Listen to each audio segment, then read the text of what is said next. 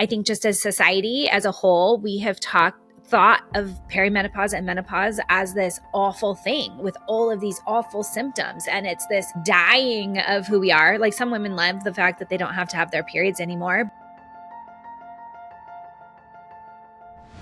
Hey, Jessica, thanks for coming on today.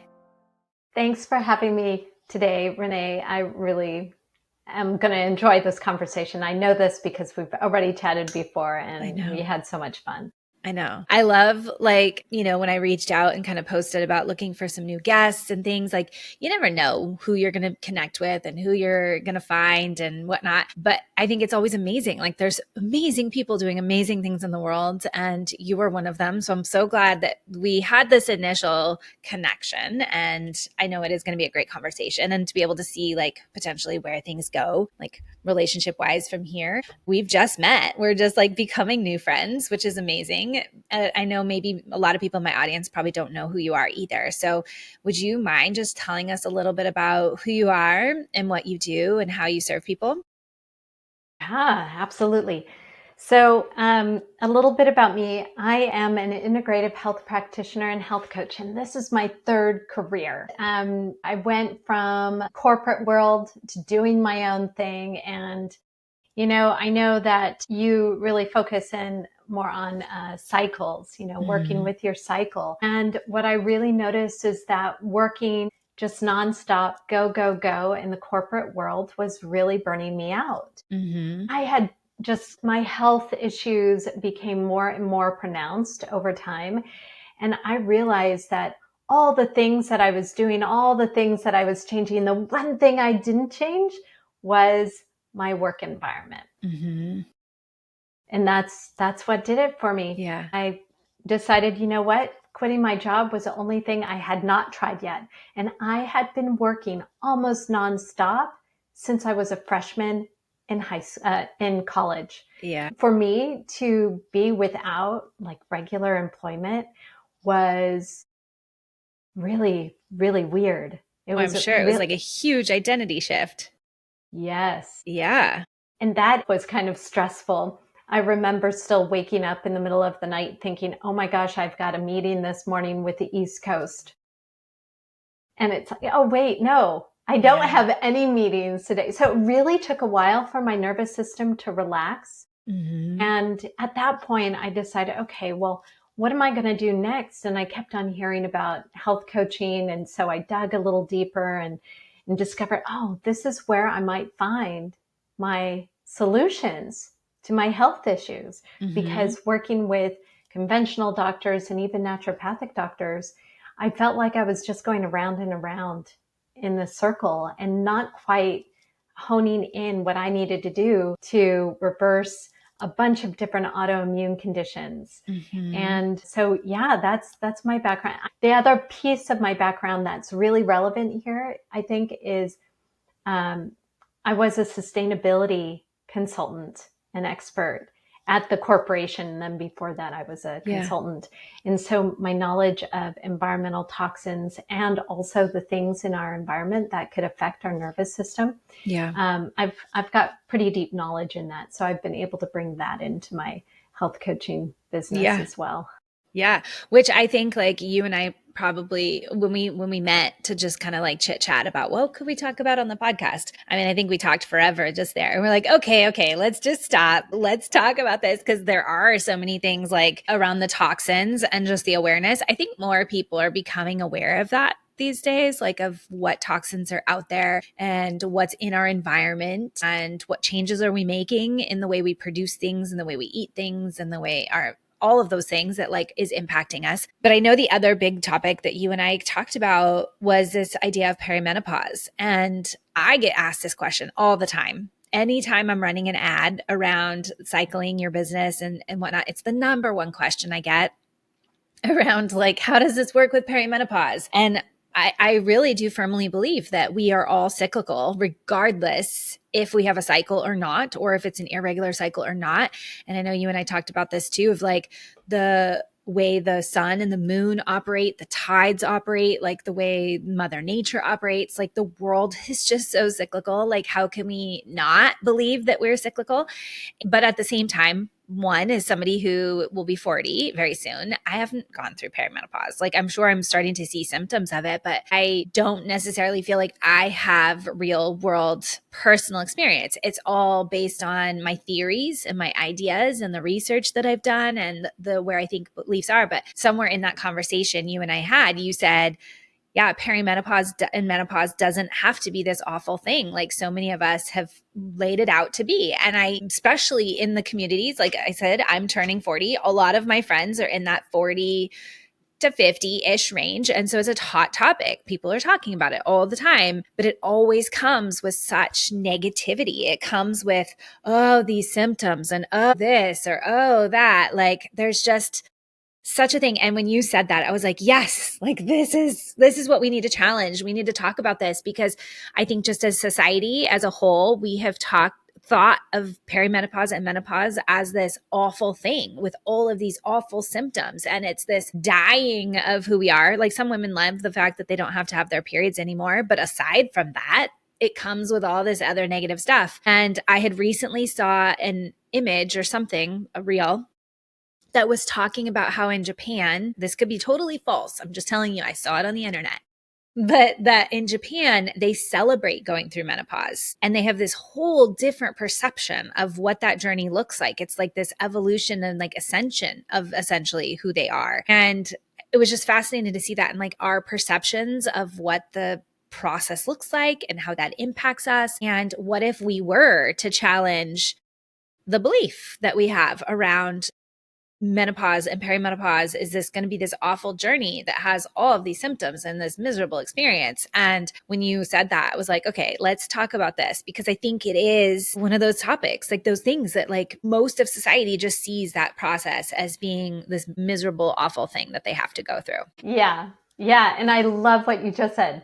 Everything about that. And let's challenge that perception. Mm-hmm. Absolutely. There are cultures around the globe where, one, menopause is a transition and it is celebrated, as you noted, but also there are no hot flashes. There's cultures where there are no pain and suffering from menopause or perimenopause symptoms.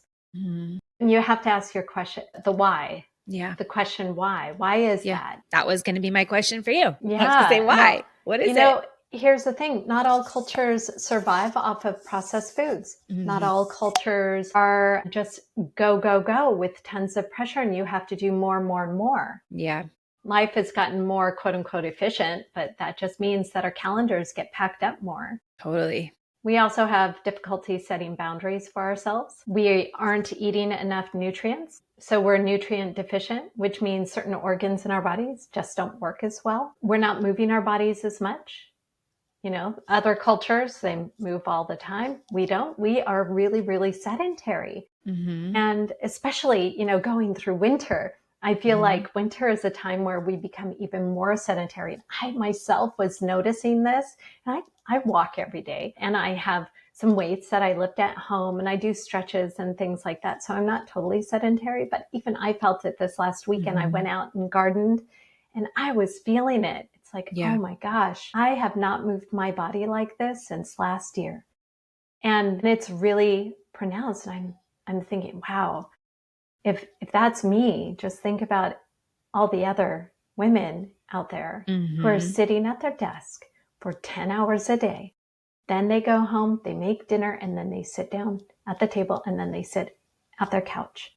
And then that's it. Like, that's their day.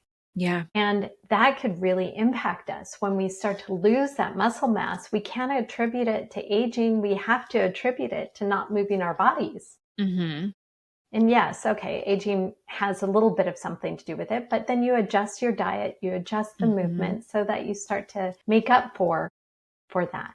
Yeah. Right. So I think that, to your point, one, no, absolutely. There are plenty of women out there, myself included, where we're not getting hot flashes. We're not having sleep issues. We're not gaining 10 pounds around our waist. We're not, having night sweats. There are plenty of women out there doing that. You have to ask the question, why? And I'm sorry, it's not genetics. You can't just say, oh, well, it's genetics. Why? Because that makes it feel as though we have absolutely no control over our bodies. Yeah. We become even like the victim in it if we just throw it away and say, it's genetics. Yeah. I can't even do anything about it because there's nothing to do. Nothing I will do will make a difference because I believe it's genetics. So you're handing off all of your power to some unknown thing Yeah. and not taking control of your health and wellness. And so you think about some of the things that are really key here, the nutrients, the nutrient dense foods, not eating 300 grams of carbs in a day. I mean, you're not a teenager anymore. I'm not a teenager anymore. We don't burn that. Yeah. It's just impossible.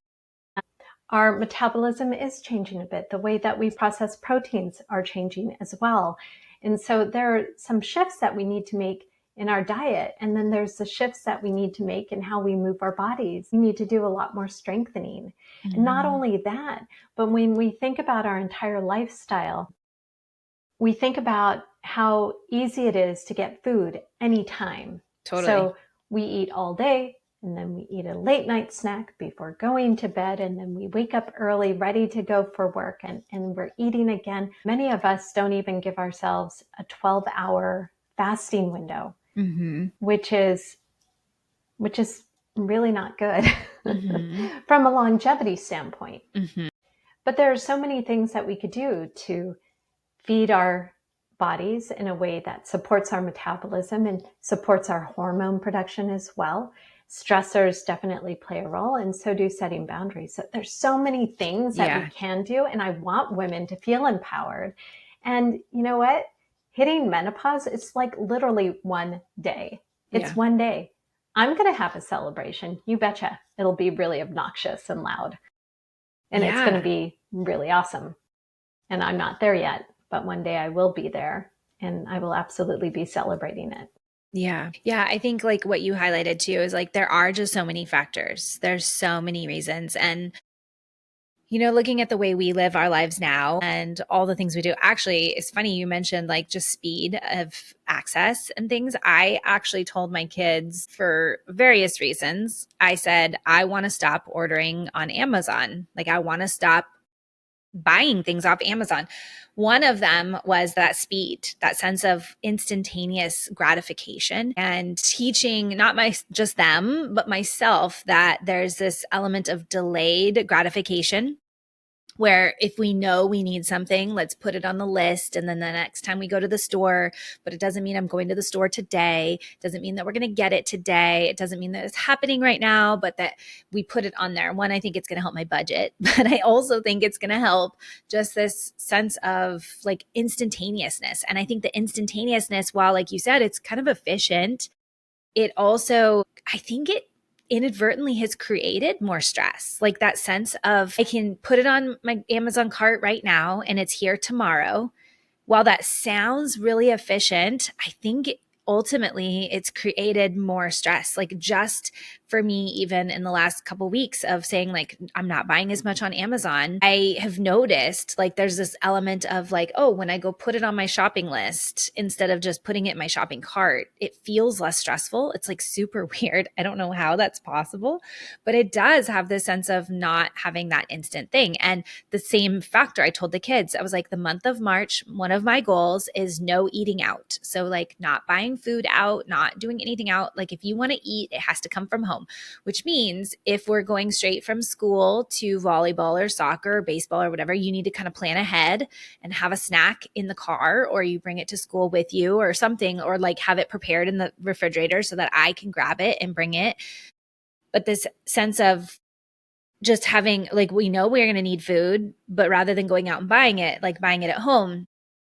And I think that for me has been a shift even too, just that feeling of less instant gratification. And I know like my life is busy as heck. Like I have kids, I pick them up, I go to work during the day, I pick up the kids, then we're shuffling from volleyball and baseball and all the things in the afternoon. And sometimes it feels easy just to be like, I'm just going to grab In-N-Out, or I'm just going to grab burritos from the taco shop down the end of the street. And yet I don't know. Like there's just something about that essence of like having something at home, having something prepared, having something ready, having something whatever that changes the stress level, even though it's more work on the other end of it. Like there, it's more intentionality, it's more preparation, it's more time, it's all of those things. But I think that the actual production, like the preparing of those things, is what our nervous system needs. Like even last night I made bread. I'm like, I loved during COVID, I made so much sourdough bread. I was like sourdough bread queen.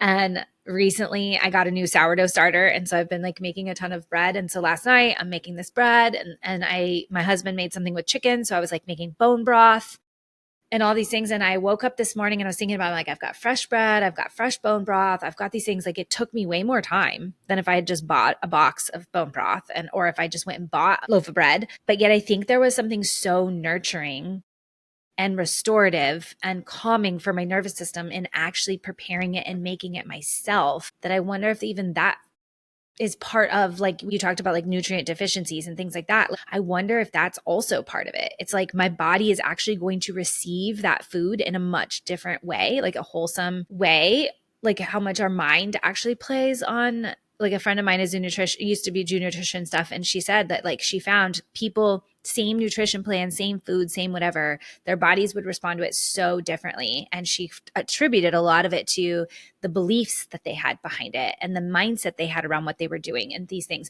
So I almost think about that too, of like, what if me actually preparing the food, creating the food, taking the time, in my head, I'm saying this food is more nutritious. This food is more wholesome. This food, I mean, like statistically it is, but like even just the mental part of it makes your body receive it differently. You hit on so many important things. Reducing the stressors, that's really key when it comes to supporting overall hormone health, because if you're in a stress state, your body is not in the reproductive mode. And even though you might not be planning on having children after 40, it's still really important to support all of those hormones. Mm-hmm. So reducing those stressors, and you touched on that instant gratification. And I felt that exact same thing myself when I feel like I've got to order this and I've got to order it now and it's going to be on Amazon. And there's like this little bit of like anxiety. I don't feel calm doing this like rapid fire ordering of stuff, creating much more intention around what you bring into your life. That's the other piece of it too, because sometimes you might order things on Amazon and it's like, why do I have this? And then you have a house full of stuff. Yeah. And it's just clutter. And then it makes you feel even worse. And then you're left with the ordeal of having tried to get rid of it. Yeah. So there's that component. And then when you think about planning in advance for just meals at home, this is a real shift from running off to a fast food joint to pick up something that's already made. And the shift is very similar to what you described with the Amazon cart. Mm-hmm. So you think there's just food all around me. I don't have to think about stuff in the kitchen, stuff in the grocery store. If you notice, if you live like that, though, you'll get more food waste in your fridge because you won't be planning in advance. You'll be substituting, maybe you got a couple things at the grocery store, but it wasn't enough for a whole meal, but you're tired. And then you go out and you buy something else. And pretty soon the food just rots in your fridge. So there's some food waste involved in that. But to your point about buying fast food or eating ready-made foods, there's a couple of thoughts around this. One is the energetics, like the people making the food at the fast food restaurant. Yeah. They're maybe hating their job. They just got burned. They deal with a coworker. They're making minimum wage, a lot of resentment. That energy goes into the food. That food is less nourishing. Never mind the extra stuff that's in there. Yeah. The toxins, the chemicals, the seed oils, all of the things, right? All of the things that go into fast food. I've honestly, sorry to interrupt you, but like I've never thought of the energetics of the people that are preparing the food ahead of you. But now that you said that, it's like mind blown. Like, yes, like how the thoughts, the emotions, the feelings, the attitudes, like the beliefs, everything that person is doing, whether it's from growing it to preparing it, to transporting it, to cooking it, like all of those people along those way are impacting the food that you're eating. and then you put it in your body. Like I've never thought about that. So my mind is just blown. That's amazing. Yeah. Yeah. That was also blowing my mind when I was first presented with that idea. It was years Yeah. and years ago, and I hadn't really thought very much about that. But the energetics, I feel, are really important. And then you talk Mm-hmm. about how you've made food at home. You've made the sourdough. There's a process, almost like a little bit of a ritual that goes Mm-hmm. into it, right? Totally. And you're making this and you're feeling like, yeah, you know what? I am going to be feeding my children, feeding my husband. This is going to be something that they'll enjoy. There's a lot of love going into it. Mm-hmm. Even though at the moment you might just be feeling, oh man, I just got to get this over with. I'm just going to go ahead and make the sourdough or whatever. But the intention is still there. The intention to nourish your family, to have something healthier than what you would have bought at the store. There's going to be a whole lot less chemical ingredients in that. You know exactly what it is that you're putting in your body. So there's a lot of intention around that. And that's extremely important, especially when it comes to things that are very inflammatory. I mentioned seed oils, for instance, super inflammatory. It's in all the processed foods. Mm-hmm. Almost all the processed foods have seed oils, never mind the other additives that they might have, the artificial flavors, the artificial colors, the carrageenan. You could just go on and on. There's all sorts of things to make processed foods feel like regular foods, actual Mm-hmm. foods, when really you could make your own. Yeah. And that would be a lot healthier. Even if you weren't having a lot of intention around making it the most nutrient dense foods available to you, there would still be a lot of knowledge and love and intentionality behind the ingredients that you put into that food. It completely changes. So there's the element of like I for a long time had thought about creating, actually I wanted one of my clients to create it. I wasn't going to do it, but she didn't feel aligned with it. But this idea of how as a mom we can meditate during those everyday tasks. So even that idea of the energetics of as a mom is preparing her food for her children, like the energy and the state that we're in during that, like if we're in this place of gratitude and like you said, I get to help nourish my family. Like I think of my bread, like when I make bread, I usually share it with my neighbors, like that idea of this community type of feel every time I make bread versus I just got to get this on the table. The kids aren't going to eat it. They don't want it. Like they never, like I don't have time. Like it's this hurried, this rushed, like all of that energy transposes into it. But then even the sense of, I was thinking, like, I love growing a garden and I haven't in the last couple of years just because of time and busyness and that kind of thing. But this year I've already got some plants. I'm like, they're in my backyard. They're ready to go in the ground. But we always say like tomatoes, for instance, taste a million times better when I grow them versus when we grow at the store. And I think one, that's part of the nutrition and like the fact that tomatoes are picked so early to be able to get them to the grocery stores on time and all those types of factors. But also for me to grow tomatoes in my backyard, I have to care for the soil. I have to care for the plant. I have to do all of those, that loving tenderness that we do to grow the food, transposes into the food to make it what it is and then to eat it. My mind is so blown on this energetics and how that makes such a huge difference. And then, like you said, like all of this ripples into not just perimenopause, but our health as a whole, like, and those hormones that we have overall. We forget how much everything we do and how we show up and the energy around it, even going back to what you said at the beginning of like a corporate job and the energy that we are in that corporate job. There are people like I still work in the NICU because I love it. Like, I don't love always being told that I have to go to work like on certain days. And that's why I stay per diem so that I get to pick when I go to work and like how much. And I can say, I have 4 hours available if you want me to come in for 4 hours and that's it versus being told like, this is the schedule. This is what you have to do. But for me, when I go in with this, like, I know I get to impact these babies and I know I get to be maybe a person that brings hope or possibility or potential or whatever to a mom. And I go in there with such a different energy than I think some people do when they go to work and how that makes such a difference just in our health. And I think all of this, like going back, like the energetics behind how we approach everything, like how we approach literally everything, whether it's perimenopause, whether it's our food, whether it's preparation, whether it's our laundry, whether it's our job, like all of these things, it's so much about the state of who we are and how we show up and what we show up with in that energy. And I think we underestimate that, I think, as a society in a very big way. Yeah, we absolutely do. It's almost like we're just going through the motions and we're trying to check off boxes Yes. all day long. Yeah. And that can make you feel like you're in Groundhog Day, like the Mm-hmm. movie where he just has the same exact day again and again. And he tries to vary it, but it doesn't really end up changing anything. And then he Mm-hmm. wakes up the next day. It's like, it's the same exact thing. And we're not made to do that. Mm-hmm. We need a little bit of variety in our days to make us happy. And habits are really important, but so is that little bit of variety.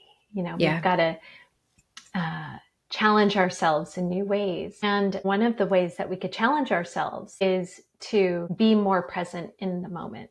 That right Mm-hmm. there makes a huge, huge difference. And I know for someone who's recovered from the state of go, go, go, what's next, bringing myself in the present moment, that was an enormous shift for me, but it took practice, lots and Yeah. lots of practice to get here.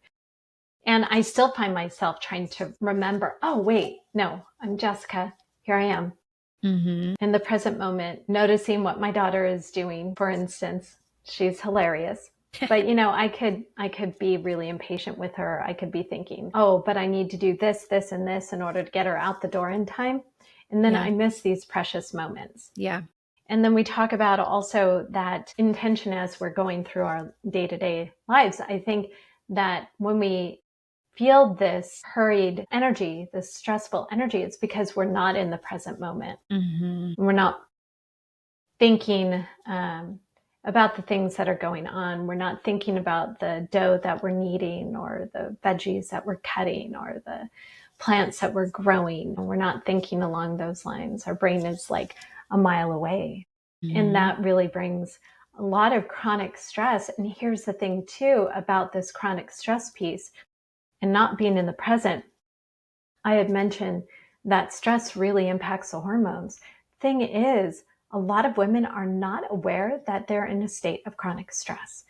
They're maybe not aware of it because maybe they don't have those great big deadlines Yeah.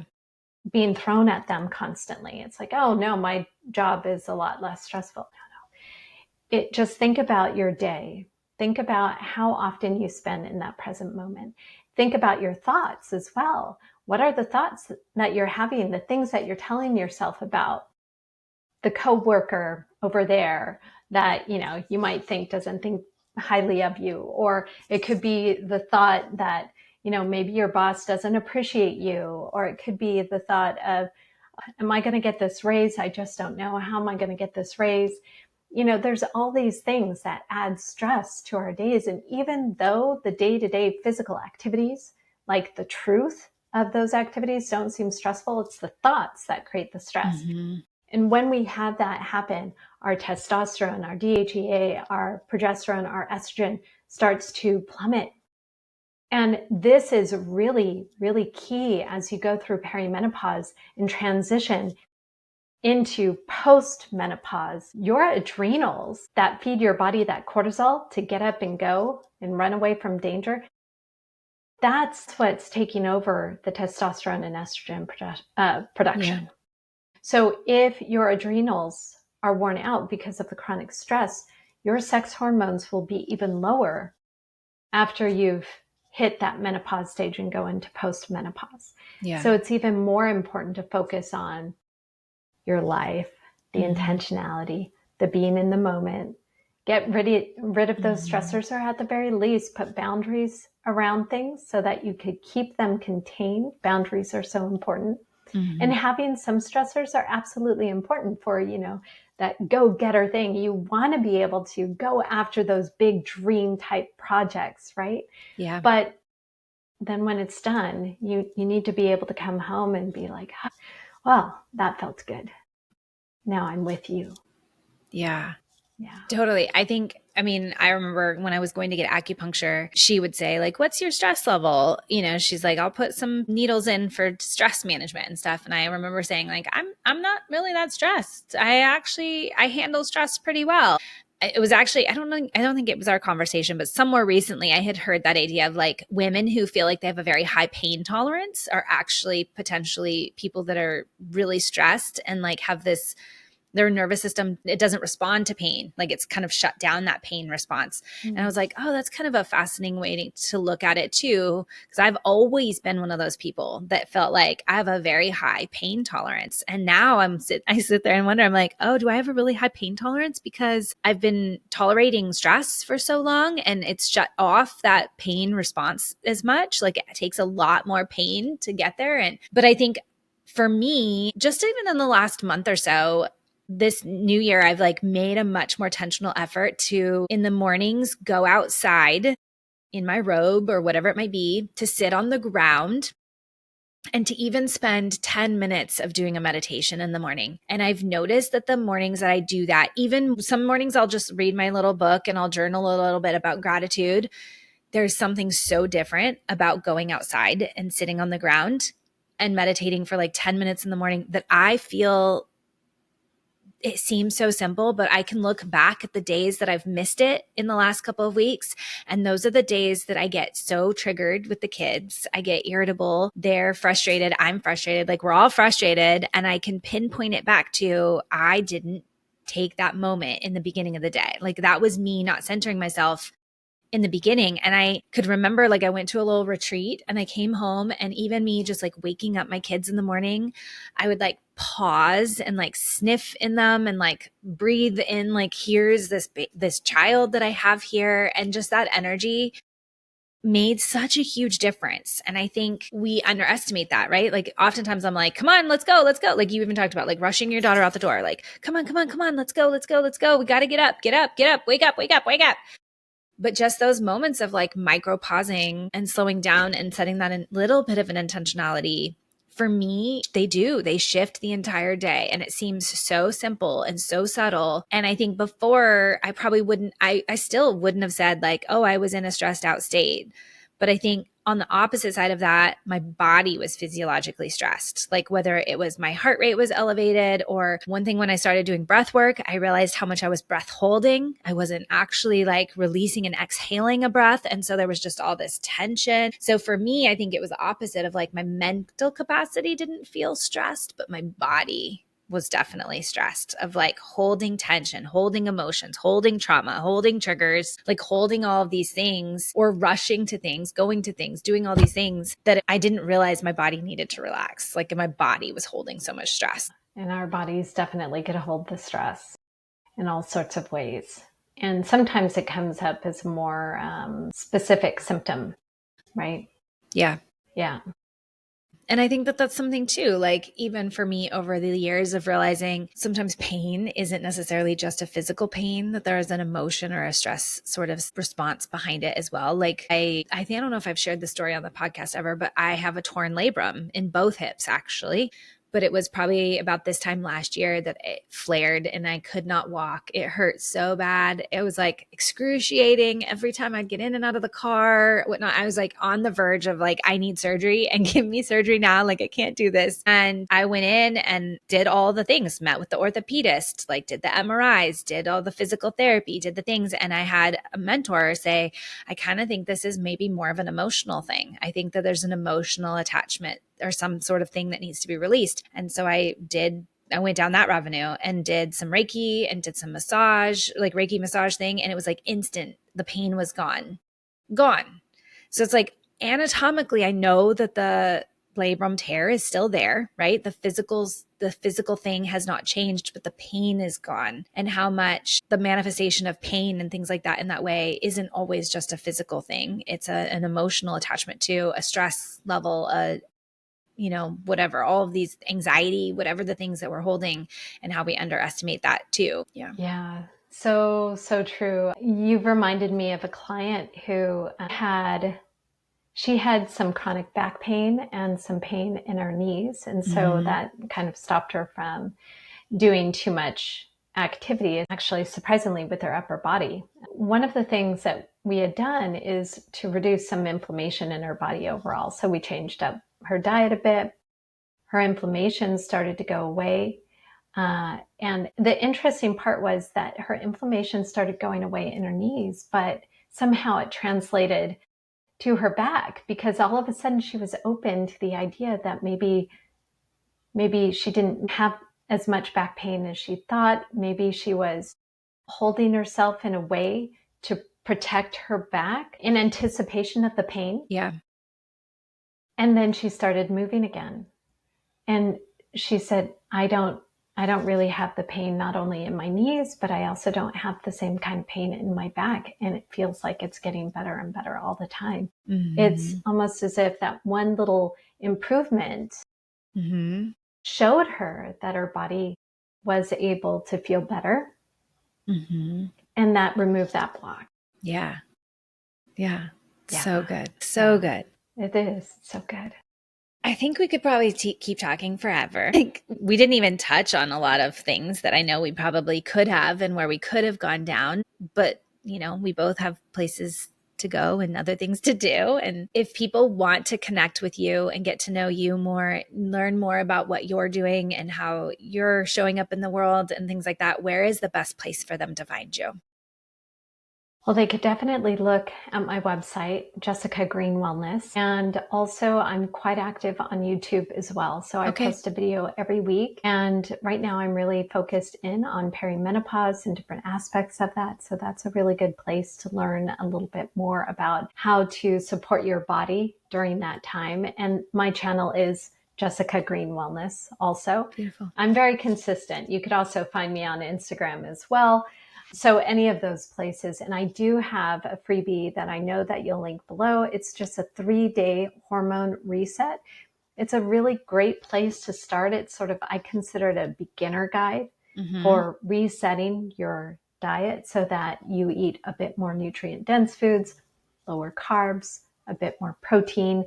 It's like that next step that somebody might take if they wanted to start eating in a way that supports their body as they age. Beautiful. So good. Is there anything that you feel like we kind of left out that you want to leave people with, or do you feel really complete? Oh, there's so much more that we could talk about. I know. Yeah, so much more. It's okay. We're good. We'll say we're complete with that. Maybe there will be another podcast episode down the road. And I was actually saying on the last podcast, I'm like, I think I might need to schedule these a little bit longer. They used to be great at 20 minutes. You could get in and get some good information on, you know, what somebody does in their area of expertise and things. But now having these more fluid conversations, the 20 minutes might not be sufficient. We might have to go a little longer. Well, and the body is a very complex system too. Yes. So we could go into great detail, but I feel like we hit on some really important points. Yeah. The being present in the moment, having more intention around what we do, having more intention around what we eat is super important. So these are really key things. If you're not doing these things already, this is an excellent place to start. For sure. Thank you so much, Jessica, for coming on. I so appreciate you being here. My pleasure.